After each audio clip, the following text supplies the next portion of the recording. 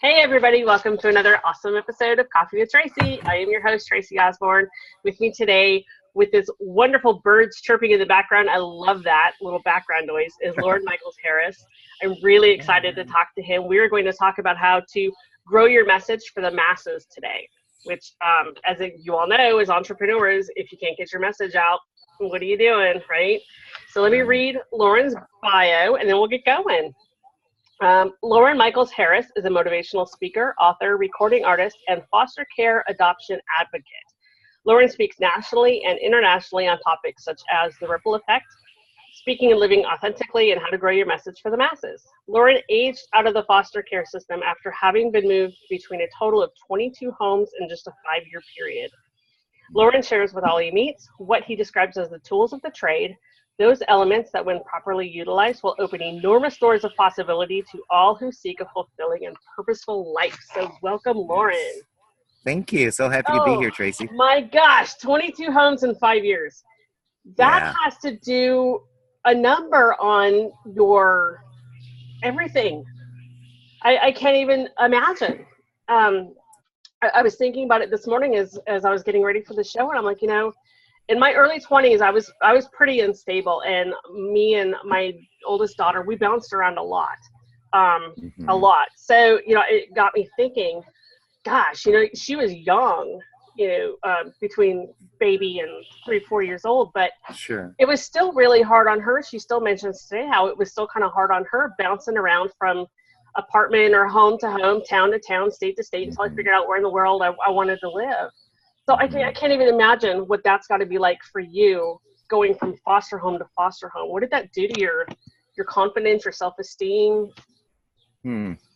Well, it did a lot. It did a lot on both sides of the scale, I guess you could say. And the thing is, at the time when you're experiencing it, you don't have the liberty. You don't have the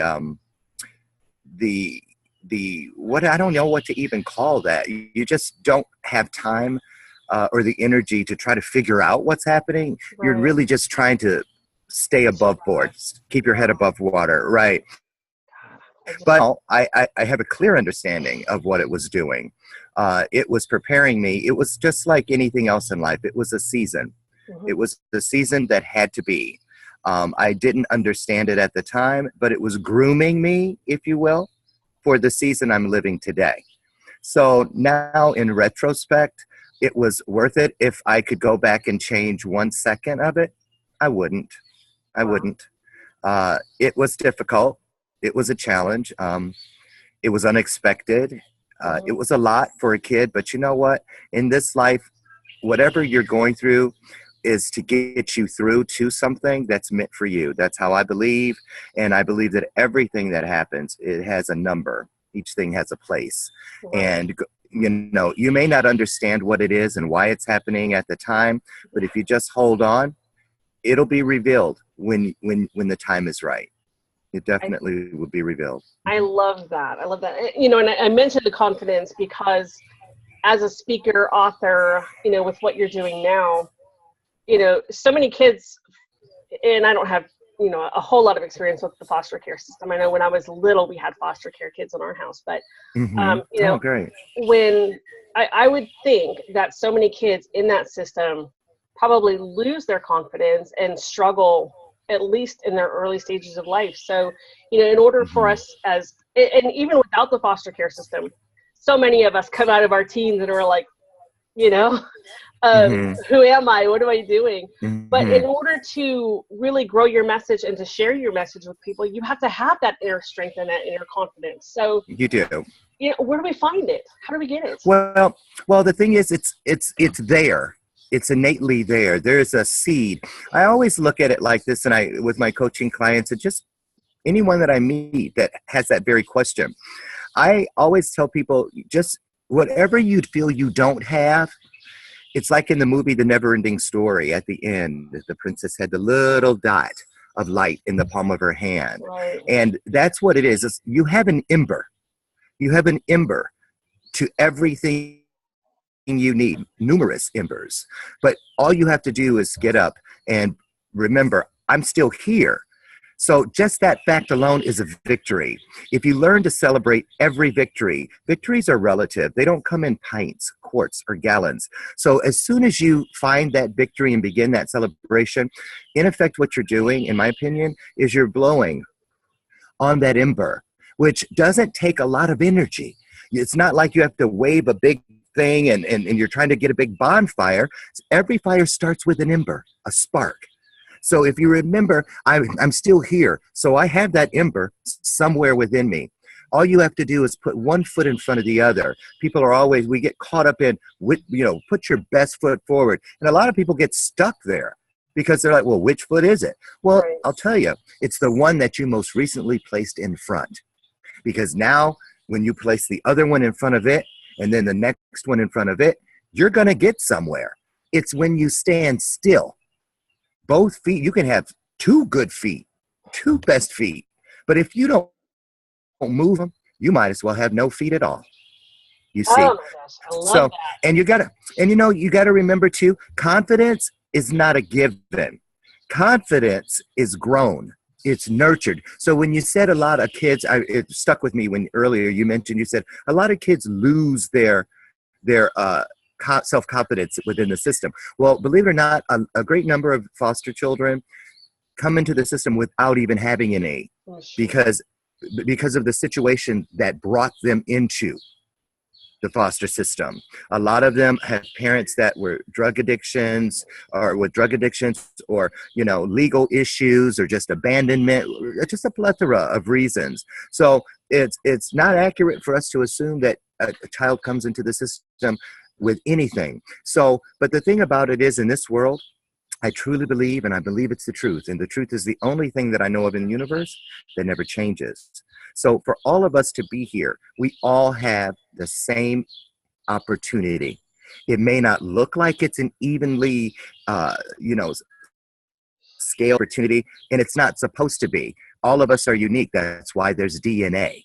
However, we all have the same opportunity, the finish line of life, having done what we were called to do. And so that's why it's so important to me to share with people how important it is for them to grow their message for the masses. A lot of people don't realize, they think, what? I remember the day when I said, and it was back years ago in the heat of an addiction, I had a 14-year addiction.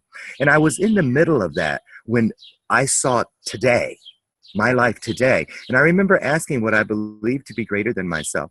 Why would anyone want to listen to me? And yeah, you do. I'm sure you do. Because, and it ties into self-confidence, because the thing about it is, I wasn't ready to know why, because that's the goal. Today I'm living what was the goal then. I am not living the goal of tomorrow yet. I'm living the process. And because the process is the only thing we have control over, how I can become a better version of Loren today. I don't have control over the goal of tomorrow, next week, next year. Who's going to hire me? Who's not? Who's going to invite me to do this? Who's not? Whose show will I be on? Whose won't I? I don't have control over that. But you know what I have control over, Tracey? Is getting up every day and making myself something that people would want to have on their show, to making myself needed for someone's stage, or prepared for when that day should come. And so the process is where we need to focus, because that's what we have control over. What are you doing today to put even a little, one grain of reinvention of yourself on the side of the scale that's going to send you closer to your destination? And your destination is something you don't have control of.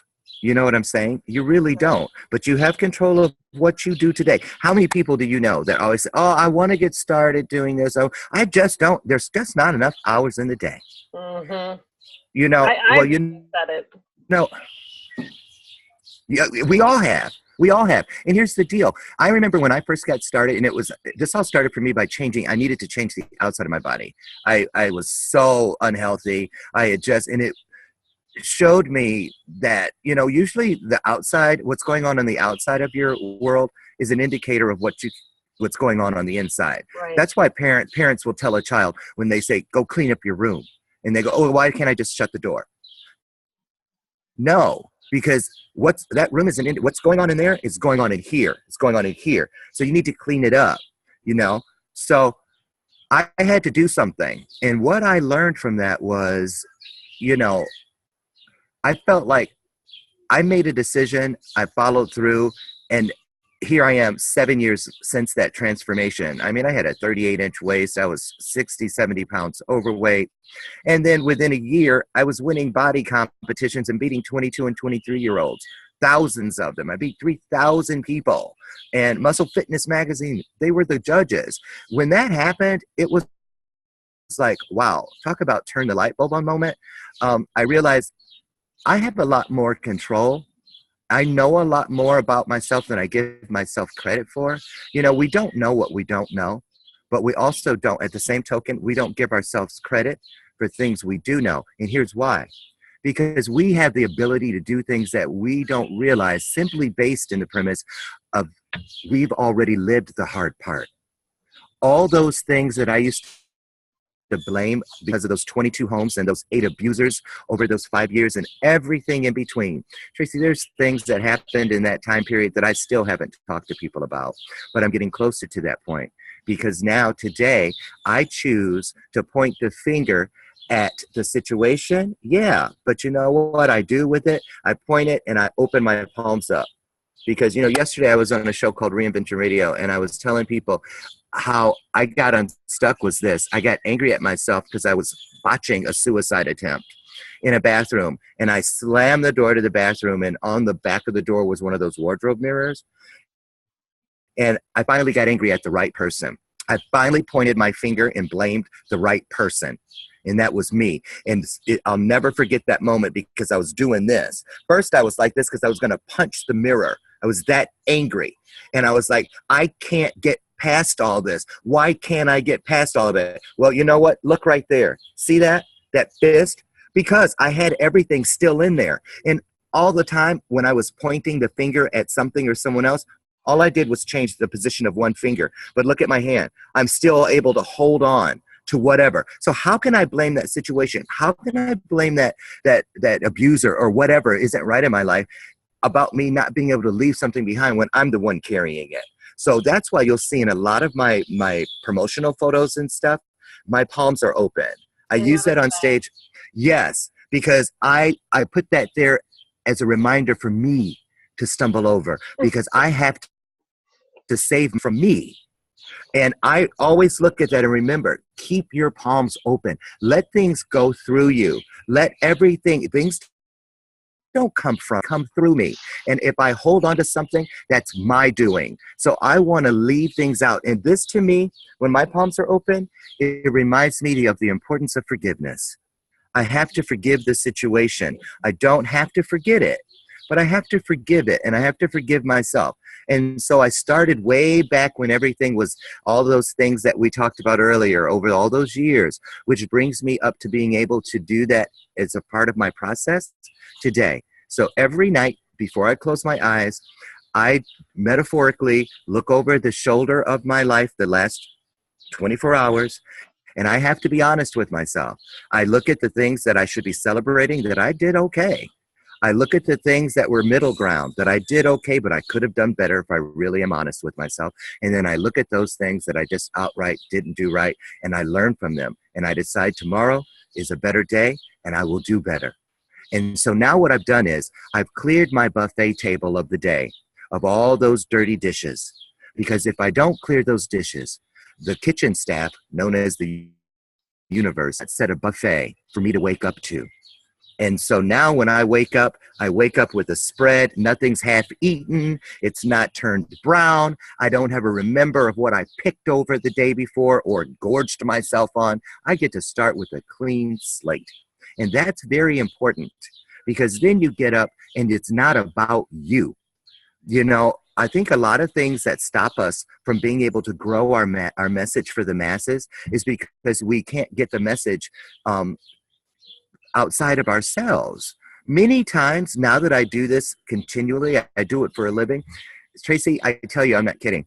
My audiences could be one person in the grocery store line. It could be 1,000 people or 10,000 people in an auditorium. It's all the same. Here's why.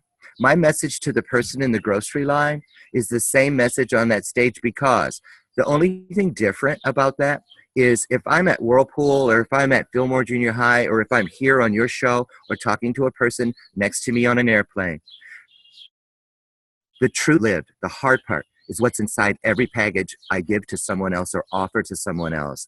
The only difference is when I speak to 5-year-olds, I have to put that message in a gift bag, a goodie bag. When I speak to the corporate arena, I have to put that message in a folder, or a PowerPoint package. When I give it to university students or whatever, it may have to be in a gold foiled box. But nonetheless, here's the deal. Whenever they open whatever that container is, the same truths are in there. And they will always be the same. Because thank goodness, there is one thing in this universe that can never change, and that is the truth. So when you start with the truth within yourself, you have started the germination process of your message. But here's what people do wrong. I did it for years. My biggest worry in life was that all of these different versions of Loren, I was so afraid or ashamed. I wore so many scarlet letters because of things that I did not have control over as a child. But I thought that people could innately see them on me, that I wore them like Hester Prynne wore her A. Right. And as I got older and the longer I held on to them, they changed from being something on my garb to something on my skin until I started seeing them as an indelible tattoo, if you will. I tried to scrub them off, which led me to feeling suicidal because it just wouldn't go. It wouldn't leave. And really, they weren't. They were like a piece of lint. If I'd have merely used the same energy as blowing on that ember, the lint would have left, because the lint is blown, it dissolves. All of those things that we wear, when you blow with courage, when you blow with your character, when you blow on it with integrity, it has no choice but to go away. Those are the things that are true. I am the tree. You are the tree. The shadow, from the moment the sun rises, every tree casts a shadow. That shadow is what you think people think. What you think, the reputation you have, what you think people are saying about you, that shadow isn't real. It changes from the moment the sun starts moving across the sky. That shadow will change every second. But the only thing that will be in the same exact place at the end of that cycle as it was at the beginning is the tree. And the tree is who we really are. So I stopped watching the shadow. I started concentrating on my tree, nurturing it, pruning it, making sure my roots were deep, and standing up straight, because I didn't want to be a tree that was bent over. Because even then, if I'm doing 90% right and I start bearing fruit, if I'm not as erect as I can be, my fruit's going to touch the ground and it's going to start rotting before it can be harvested and made useful to anyone or anything else. So I needed to, as things started happening good in my life, I needed to stand straight. I needed to stand tall and proud so that my fruit could hang in a safe way until someone could get to it or I could bring it to someone else. So when you add all those little components up, it may seem like a lot, but when you look at the thing, what makes it all come together is going to sleep one way and waking up another. So I tell people this: when you can't find enough time, no one puts a gun to your head in most cases and tells you it's time to end your day, go to bed, or get up right now. So if you feel you don't have enough time, start with yourself. Maybe you need to stay up a half hour later and make that half hour just for your personal development, just to look over and face the 24 hours that you've just lived. And then on the front end, which is the beginning of your day, get up a half hour earlier. I look at it. I started with that process years ago. And today, when I get up at 4 o'clock in the morning after going to bed at midnight, believe it or not, half the time I have more energy than if I had slept a full 8 hours and just had a kind of day. Why? Because when I wake up in the morning, I already know if I get up at 4 o'clock and I get things done by 8 o'clock, I've got 4 hours ahead of my nearest competitor if they got up at 8 a.m. And that just means anything in life. I am in a marathon with my life. I'm not in a sprint. So, when you look at it that way, I feel that we have to do the hard work. You have to make sure that you look at everything as relative. There are no the things that you'll never get it right if you go, that's a mountain. Oh my God, what am I going to do? How many times have we done that? I don't know. What am I going to do? How am I going to get out of this? Oh Lord, da da da da da. And then, well, here you are. So you did. And then at the same token, that's nothing. I'm not going to that. There's only going to be 10 people there or whatever. That's a molehill. You'll never get it right. The ones you think won't will, and the ones you think will won't. So it's the same thing. And I don't want to be one of those people who at the end of this journey, when I transition to whatever is next, and they roll that beautiful bean footage, if you will, of my life. You know what I mean? I don't want to be a person going, you mean all I had to do was, well, why didn't somebody tell me? Well, if I'd have known it was that easy. I don't want that. I don't want my life's page to be a bunch of side notes in the margins. And I don't have to have a novel the size of War and Peace. All I have to do, even if I have one paragraph that has one line that contains one word that helped change somebody's life for the better with my message, I'm going to be welcomed into whatever is next for me with open arms. And I know this to be true. So it took a lot of the pressure away. So once you start putting all these things together in a way that you can see it, that you can understand it, and you can feel good about it, I really believe, for me personally, it was when I learned that I don't have to come up with anything. I just have to remember, I have to allow things to come through me and that not from me. Because then when people judge whatever, they're not judging me. Let them take it up with what's in it through me, whatever you want to call that. It's not me. Don't let this messenger get in the way of the message. So anyone who is in this world has a message. They have something that they have lived. They have something that they have dreamed. They represent something that no one before them, during, or after them can do exactly the way they can. And it's just as important. The only reason we have people that we stargaze at and go, wow, is because they got up and they did the hard work. What they didn't do is what a mistake a lot of people make, and I used to do it, all those versions I said. My biggest fear, Tracy, I used to have a reoccurring dream of, I don't want this group of people to know that I was a foster child. I don't want this group of people to know that I had legal issues because I had a drug addiction. I don't want people to know that I have a dream of being a motivational speaker because they'll laugh at me. So I had all these different versions, and my dream was I was in a grocery store line, and there I was with the conveyor belt full of everything already in, I can't get away. And behind me is every one of those different people. So there's one person saying, hey, Loren, man, wasn't that a party last night? Man, that dope was good. And then the other person, oh, Loren, that solo you sang at church last week was so wonderful. I was really blessed. Hey, Loren, you see all these different versions of me because I kept taking a canvas and trying to create a new version of me to fit whatever or whomever I was in front of or dealing with at the time. I've done that. It was horrible. You know what we all have. Yeah. But you know what? I started looking over my shoulder and I was like, you know what? Why am I trying? I'm not an artist. I'm reaching for oils one day, watercolors the next day. This is a charcoal day, and I can't draw even stick people. So what am I doing? You know what? I can look over there. I'm going to use technology. I'm going to cut and paste. I already lived yesterday.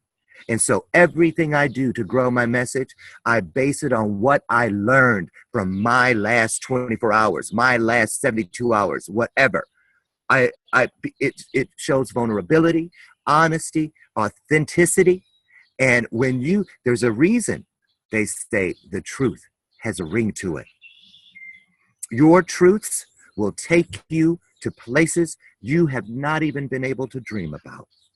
But no one will ever know unless you say, this ember may not look like much, but it is the beginning of a roaring forest fire because these are my truths. The heat in here, the power of fire. Have you ever watched fire move? It starts as a little ember, but that's every forest fire out in California that's raging out of control every year. We watch it on television. It started with one spark. Yep. So, I know that's a lot. That's a lot to process, but It is what it is. It is. It's a lot to process. I'm sitting here going, I'm not even saying a word. I'm just soaking this all up. Yeah. Wow. Yeah. This is a lot to process. But you know what? It's God. I mean, I'm sure for the audience, they're probably kind of feeling the same way I am, which is like, wow, I gotta go. I'm ready. I'm ready. I'm gonna find my spark. Yeah. And I'm gonna start blowing on it. Yay. Yeah. You've totally empowered me. You know, and I really like the part where you were talking about how you started with the outside, because that's kind of where I'm at as well. Overweight, you know, ready to take control of my health, training for my first bodybuilding competition. You know, so, and I know Yep. for me, the more I work on the outside, that transfers into the inside. You know, Absolutely. when I'm at the gym with the trainer, like I was this morning, thinking I was going to either die, puke, or pass out, and I didn't know which order that was going to happen in. You know, but I finished the workout and I felt good, and I was able to, you know, I didn't stop. I took breaks, but I didn't stop, and I was able to do every single thing they told me to do, and it makes me feel good. And I think about it, I'm like, 2 weeks ago, there's no way I would have done that, you know, or That's right. 3 weeks That's ago, right. a month ago, 6 months ago, there's no way I would have done that. So, you know, I'm Yes. changing every day. I'm getting better every day. I'm getting stronger every day. And that for me, I'm like, well, if I can do this at the gym, and I can lift these weights, and I can do this and I can do that, then I can do this over here with my business. I can do this over here with my personal life. I can do this over here. So it totally just kind of filters in. You know, That's exactly. filters in. Yes. Through. Yes. Here's the key to that. And what I love it, because, you know, everything on the outside of our world, there are examples of, it's like a parallel universe going on. And when people think parallel universe, they think out beyond the skies. And that's true in a sense too. But there's also a third facet to that, in my opinion, the parallel universe, which is inside of us. Because think about this. And I always tell people, just like I did when I was starting my training, I heard 30 days was the magic number. Give 100% for 30 days and watch what happens. When people are trying to lose weight and whatnot, you know, they get on the scale every day and Right. they think I'm not losing anything, I'm gaining, when really they don't know the metabolic dynamics of 5 pounds of fat being like this and 5 pounds of muscle being like this, but this is denser, this is heavier, and that while you're losing body fat, you're gaining muscle simultaneously, but you don't have a glass body, so you don't see it. The only way to ascertain it is to get measured in conjunction with getting on the scale, or have the courage to take something out of your closet. This is what I used to do with my clients. Take something out that you can't fit in. And if you think you're not getting anywhere, every week after you do a weigh-in or whatever, Put it on.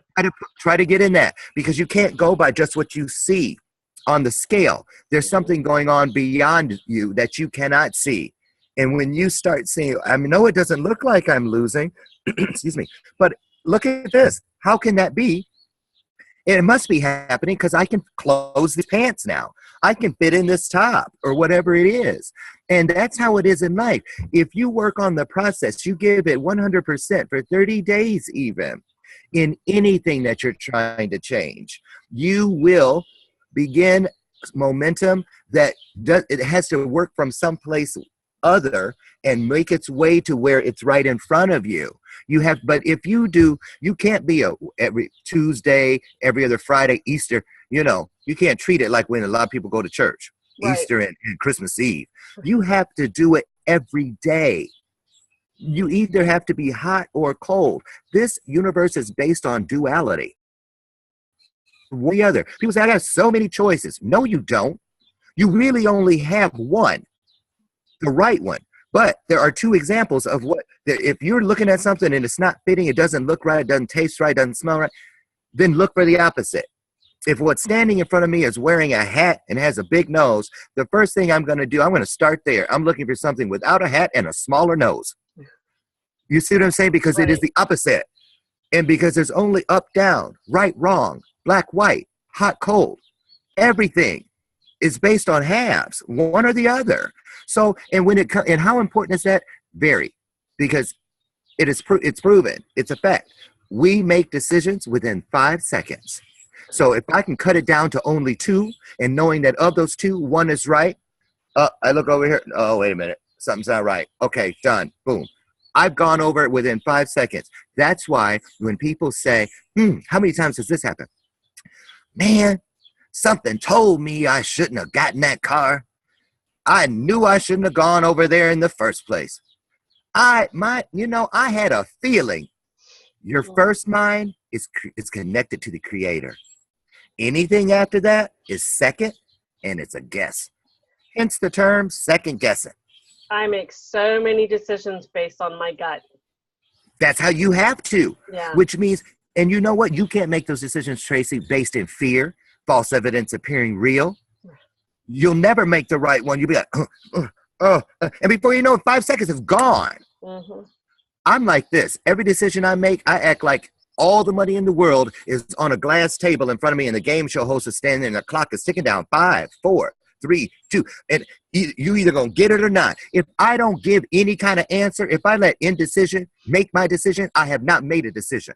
The buzzer's gonna go off. They're gonna say, "Oh, sorry, you don't get all the money in the world," or whatever it is that you need to picture in order to propel you into action.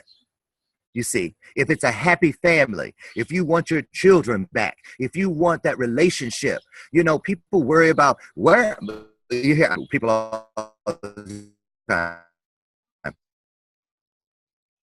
Uh-oh, I think we lost you. The goal. I see it says net connection is unstable. Oh, there it goes. There you go. Okay, there we go. Right. We should be back. All right.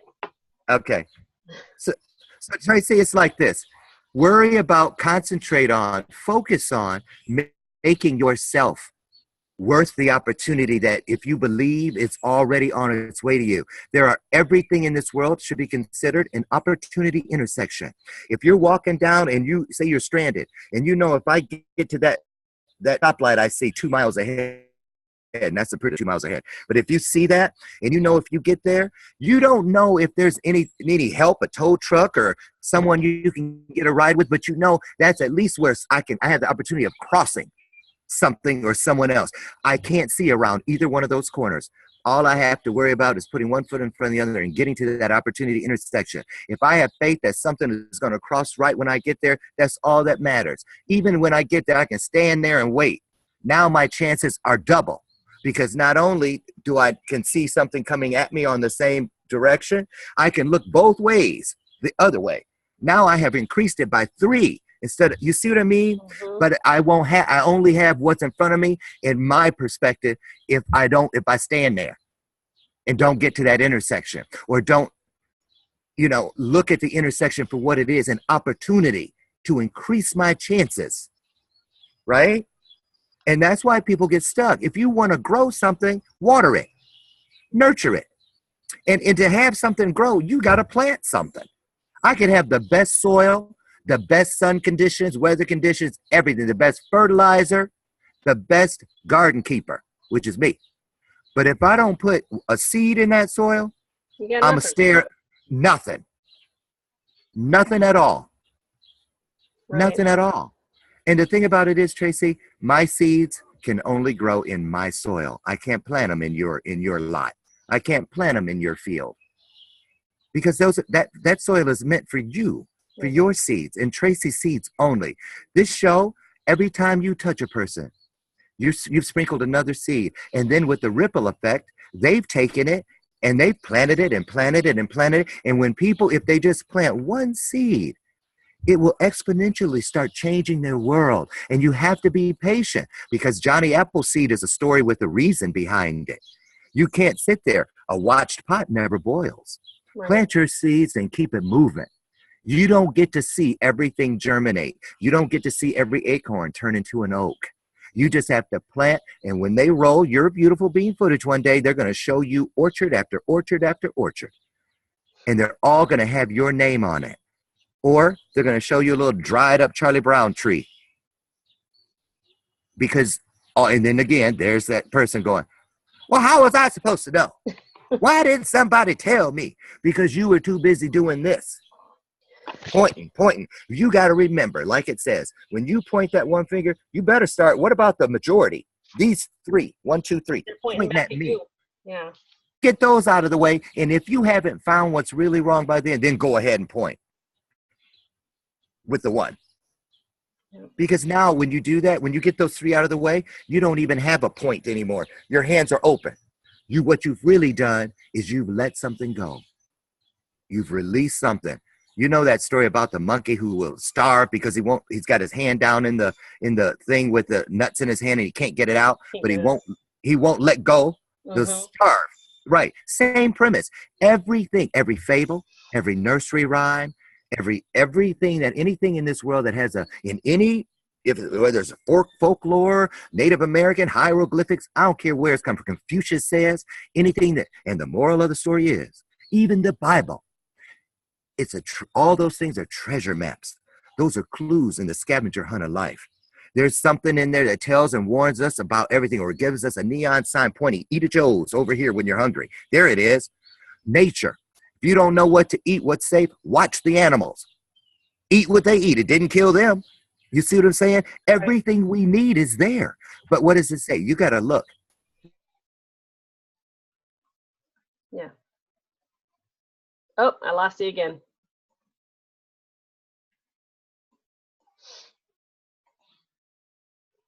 Be hot or cold. If I were a farmer, I got the same saying. When they say, put 1 foot on, don't put 1 foot on each side of the fence. You're going to, down the middle. Right. Get on one side or get on the other. So if you're going to grow your message, you need to plant a message. And it has to be truth. Because then you don't need miracle growth, which is outside validation. Jumping it from ship to ship, worried about who's gonna make this, because it's not coming from you, it's coming through you. Your seeds are gonna grow exponentially because it's your truth. That's never gonna change. Every one of your orchards will bear the same beautiful fruit. You're not going to have one that's, got blight, and then the other one there's a drought, no water, and all these different things. Locusts ate the other one, and people run around trying to figure out how to save their crops. Well, you plant a crappy seed. What do you expect? Right. You see what I'm saying? Right. And the thing about it is we create the seeds we plant. By how we start every day. You got to remember, you wake up with a magic bean bag full of seeds, Jack and the Beanstalk. You wake up with them. So when you clear the decks the night before, you've emptied the bag out. So if there were any rotten seeds in there or some that won't, you don't have to worry about picking up which ones was it. Oh, how many do I have today? You wake up with a brand new bag. Plant them. Just get up and start planting them every day. Every day. And if you start with truth, who you really are, share with people what you've been through. Try to help somebody not have to go through what you did. And it's not always about a doom and gloom. Tracey, I hardly ever speak to all the stuff we started the show with about the 22 homes and all that. I thought that was going to be my main thing. No, my most popular talks and my coaching clients that come to me, my books, everything I do is based on not the thing that tried to take me out, that really has lifted me up, but it's the things that have forced out of me. It showed me how to take my hand and clear the mirror. When you take a shower and it's all, or those bathrooms that have that opaque stuff that's on the window so people can't look in. If you're looking through something that's skewed, it could be a tiny little feather outside on the other side. But out there when it's moving, it looks like a monster. Because you can't see. And I forever thought, I ain't going in there. That monster's out there. When really, when I grew courage and I grew integrity, all of a sudden I had more and more fingers that could help me wipe that. And then when I did that, when I had all those together where I could do so, you can't wipe anything with a nub. You need something. So all of a sudden, integrity, character, purpose, passion, all the discipline, all those things gave me what I needed to go like this on that glass. And lo and behold, there was no big monster out there. There was just a flower going like this or whatever. Now it's like, you mean all this time? Well, why didn't somebody see? And then I got stopped. Because the real lessons in life, no one can hand them to you. No one can take those tests. No one can take the test for you. There's no proxy in life, you see? And so and when you say I'm so happy you're doing what you're doing about your body. And so people take that, they go, oh, that's just, oh, you just want to look like this. I don't care. It's not about how you look. It's about how you're on the inside. No, here's the deal. We get one vehicle, this body. I don't have a glass chest and stomach where if something's going on because I'm not dressing the inside of my body with the care that I dress the outside. When I got up today to get ready for your show, I didn't reach in my closet or my luggage and with my eyes closed and go, oh, that shirt feels green. I had to look at it. I didn't, you know what I'm saying? So why should I just reach and put anything in my body? Because if I could look at you and go, ooh, Tracey, girl, what's going on with your spleen? That would be helpful but none of us can. We can't. So you have to take care of yourself because we ride into this world in one vehicle, and you're gonna ride out in this same vehicle. Exactly. So don't be surprised when the tires blow. So you can have a Lamborghini or you can have a Yugo. Exactly. Right. You can be up on your car can be up on blocks. You see what I'm saying? Or you can be on the Autobahn, kicking it with the roof down, with the top down. So it's all your choice. Yep. Make a choice. My post today when I got up, my little inspirational moment on my page was this: the life the impact you have, the change you create in others will determine the life you live. The choices you make. That's all it is. And anything that's right in your life, if you want to keep it, find a way to give it away, which means share with somebody. When people say, man, Tracey, I sure wish I could do what you do. I look at what you do and I'm just, oh, a lot of us, because we need that pat on the back or whatever, it's easy to go, or when you lose that weight, girl, you look good. What you doing? Here's what it is. There's always a compliment followed by the question. Mm-hmm. You look good. Oh, you seem so happy. What's your secret? You changed it? Get a boyfriend? Or whatever it is. They got a question. That question is the call to action for us. That's them asking. That's people saying, is there any possible way I could have a little bit of what you have? And a lot of us get so caught up in, oh, finally. They're like, I know. Don't I look good? It ain't nothing. You know what I mean? Because we can't take compliments. If I say, Tracey, your hair, what'd you do? Your hair looks great. Oh, I couldn't do a thing with it. Tracey, I love that top you're wearing. Oh, this whole thing. We cut off the opportunity to say, you know what? So-and-so, I'm going to tell you what it is. You really want to know what I have? You really want some of what I have? Well, here's what you start by reading this. Start by doing that. Mm-hmm. Why don't we go have coffee sometime? You just can't say thank you, and keep it moving. You have to be willing to give it away. What we do in small things is every indication to the universe of what we will be doing in great things if offered that opportunity. Absolutely. So you see, so that's what makes it even Steven.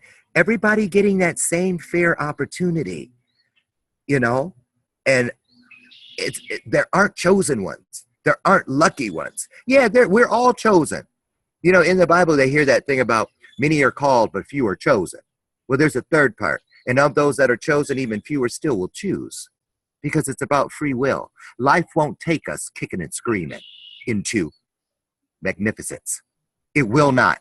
Just like life, my mom, my birth mom, when I met her, and I was going through a depression thing because I was fighting what was happening on both sides of this family because all these different stories were finally coming together or not coming together. And my birth mom told me, I was all depressed, and she came over to my house, and I was sitting out on my deck, and she was like, boy, what's wrong with you? She was from Arkansas. And I was like, I don't know. She goes, you have every reason to be happy. And I said, I just don't like my life. And she goes, well, why are you sitting here? She goes, I'm 80 years old. And I'll tell you, I've never been sitting on my porch, and here comes life knocking on the door, sticking his head in, saying, anybody in here need a life? I just happen to be walking by. And, and I was like, Yes. And so it made me automatically say, how can I complain about something if I'm not trying to do something about it? So growing your message to the masses, first of all, you have to know that it's important. You have to believe that there are people already on their way to you to pick up and to deliver, not just to get something from you, but to give something to you. And so when you look at it and realize that, you know what, I may not change the world. I may not do a lot of things, but I'm going to do something. And you'd be surprised, when that woman came up with whiteout, she wasn't trying to make whiteout.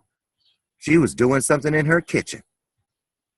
Everything that is in our world, most of them were by mistakes. They say that most great inventions happen by accident. And know this, every single expert in this universe, once upon a time, on one day, somewhere, they were a beginner. Yep. They didn't just come out of the birth canal as an expert. We all have to start somewhere. Exactly. We all start. So look at all the things that none of us can avoid. We came into this world the same way. We're going to go out regardless. So that means that's the same. None of us can control that. It's the same. And any opportunity in between, whatever you choose with, that's why on a gravestone, it's not about that date when you came, and it's not about that date when you left. It's about that dash. It's that time in the middle. Absolutely. What'd you do with it? You see what I'm saying? Really. And I tell people all the time, treat your life like a piggy bank. Constantly fill it with change. Constantly. Love it. See? Perfect way to end this. That's perfect. Treat your life like a piggy bank. I love that. Yeah. I'm going to have to write that one down. Loren, this is amazing. Thank you so much. I'm just like, my head's just going, oh my God. So this has just been phenomenal. Thank you so much. I really enjoyed having you. Listeners, always, thank you. Yes, go ahead. Can I give people my website? Yes, go ahead. And I'll have it right down below the video as well. Okay, it's Loren. I know everybody always tries to go Lauren, but it's Loren Michaels with an S, Harris.com. And I'm also on all social media. So, and tune in for Bathrobe Moment. All that below. So, yay. Scroll down, go find him, follow him. Yeah. Do that. Awesome. Thank you so much. Listeners, it's my pleasure. See you on the next episode. Have a great weekend. Thank you. We love you, Tracy. Mwah. Bye.